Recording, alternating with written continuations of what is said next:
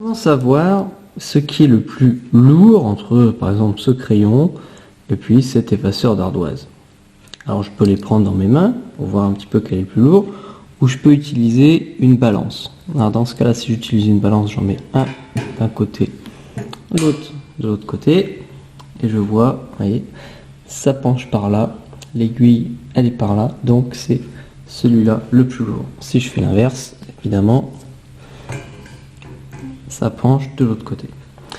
Alors on peut aussi savoir quel est le plus lourd en utilisant une unité. Alors l'unité, ça va être le gramme. Par exemple, cette petite feuille de papier là, on va dire qu'elle pèse lourd comme 1 gramme. Donc si je mets le crayon d'un côté et que je mets 1 gramme de l'autre, je vois que le crayon fait plus que 1 gramme.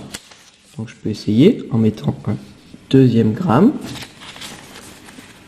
ou un troisième gramme ou un quatrième gramme, et là vous voyez, là ça commence à être équilibré, éventuellement un 5e gramme. Voilà, donc je peux dire que le crayon il pèse 5 grammes. Et si je le fais avec l'effaceur, alors logiquement il va être plus lourd, donc je mets déjà 5 grammes d'un coup, 6 grammes, 7 grammes, 8 grammes, 9 grammes, voilà, donc il fait 9 grammes. Donc le crayon il fait 5 grammes, c'est-à-dire 5 papiers, et l'effaceur il fait 9 grammes, c'est-à-dire 9 papiers, donc il est bien plus lourd. Alors, pour peser des choses plus lourdes, on ne met pas forcément les papiers un par un. On peut imaginer par exemple, voilà, on a un paquet qui fait 100 grammes, dans lequel on a 100 papiers de 1 gramme. Vous voyez, 1, 2, 3, 4, 5, et puis il y a plusieurs feuilles comme ça, donc ça fait 100 grammes. Donc c'est plus rapide. Et même, pour que ça prenne moins de place, on a des petits objets comme ça, qui s'appellent des masses. Là, vous voyez, c'est écrit 100, parce que c'est aussi lourd que 100 grammes. Vous voyez, si je mets sur la balance, je vois que c'est aussi lourd que 100 petits papiers comme ça. Donc 100 grammes. Alors, grâce à ces masses, on va pouvoir peser des choses un peu plus lourdes qu'un crayon ou qu'un effaceur. Par exemple, un petit cahier comme ça. Alors, si je le mets dans la balance, je vais essayer maintenant d'utiliser les masses pour le peser. Alors les masses, vous voyez, elles sont rangées dans une boîte de la plus grosse à la plus petite, et il va falloir les utiliser de la plus grosse à la plus petite. Alors j'utilise la plus grosse, je vois que c'est trop lourd, donc je l'enlève et je vais essayer une plus petite, et je vais faire comme ça de la plus grosse à la plus petite. À chaque fois, si c'est trop gros, oui, c'est trop gros, là c'était 500 grammes, c'est trop gros, donc j'essaye 200 grammes, c'est trop gros, donc j'enlève, j'essaye 100 grammes, ah, là 100 grammes, c'est pas assez gros, donc je le laisse, et je continue à aller encore de plus en plus petit. Alors j'en ai un autre 200 grammes que je peux essayer, mais bon, comme j'avais fait 200 grammes, c'était trop lourd, normalement, voilà, ça va être trop lourd, c'est logique. Donc j'essaye 50, mais je laisse toujours celui de 100.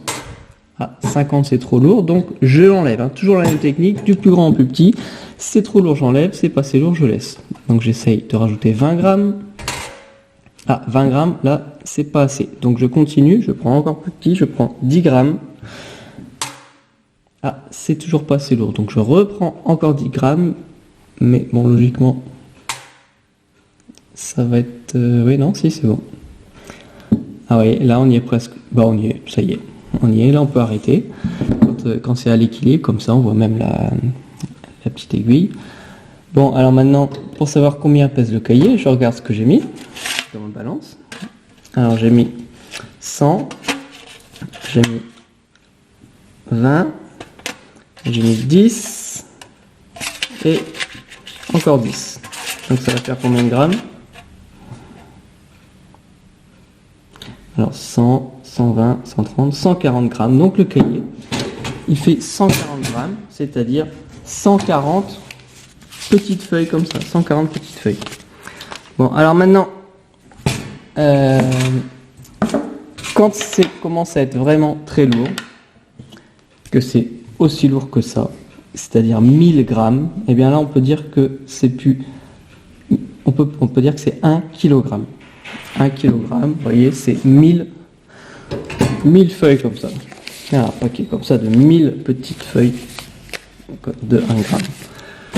Voilà, c'est aussi lourd que 1 kg.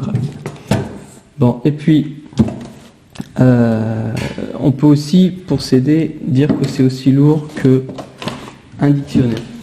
Enfin, un petit dictionnaire, quoi. Voilà, un petit dictionnaire comme ça fait à peu près 1 kg. Et si je le mets comme ça, bon, il manque avec un tout petit peu de feuilles à rajouter. Et puis, ça fera pareil. Ouais, je rajoute juste un petit paquet de feuilles comme ça. Vous voyez, là, c'est presque pareil. Ouais, là, c'est équilibré. Donc, on peut dire que le dictionnaire, il fait 1 kg. Donc, les grammes, c'est les petites feuilles. Les kilogrammes, c'est le dictionnaire. Hein, donc, si je dis 2 kg, c'est 2 dictionnaires. Si je dis 2 grammes, c'est 2 petites feuilles. Alors, par exemple, maintenant, quand on fait le jeu, si je veux savoir un vélo, 800 grammes ou 8 kg. Alors là, je ne vais pas pouvoir le peser en vrai, donc je vais devoir me dire, est-ce que c'est 800 petites feuilles ou est-ce que c'est 8 dictionnaires pour faire un vélo? Alors à votre avis, 800 petites feuilles, sachant que 800 petites feuilles, c'est moins qu'un dictionnaire. Hein. À chaque fois, il suffit de se dire, pour choisir entre grammes et kilogrammes, est-ce que c'est plus ou moins qu'un dictionnaire? Alors le vélo.